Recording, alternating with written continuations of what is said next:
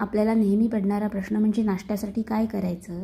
तर आज मी एक अशी माझ्या सासूबाईंना सुचलेली वेगळी रेसिपी तुम्हाला दाखवणार आहे. तर आपण पाणीपुरी नेहमीच खातो, तर आज आपण या पाणीपुरीच्या पुऱ्यांचीच एक वेगळी रेसिपी बघणार आहोत. या पाणीपुरीच्या पुऱ्यांचा आज उपमा बनवणार आहोत आपण. त्यासाठी आपल्याला लागणार आहे कांदा, टोमॅटो, खोबरं आणि कढीपत्ता.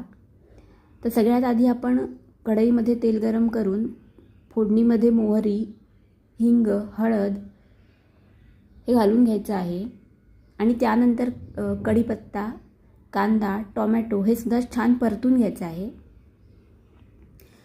ही खूपच छान रेसिपी होते. आमच्या सगळ्यांसाठी ही नवीन रेसिपी होती, तर आम्ही पहिल्यांदाच ट्राय केलेली आणि खूपच छान झालेली.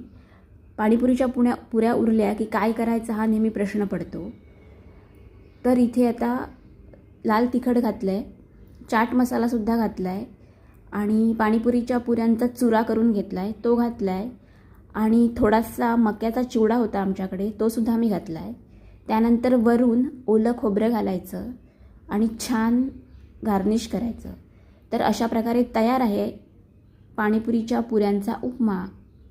वरून थोडंसं ओलं खोबरं घालून आपण सर्व करणार आहोत पाणीपुरीच्या पुऱ्यांचा छानसा उपमा.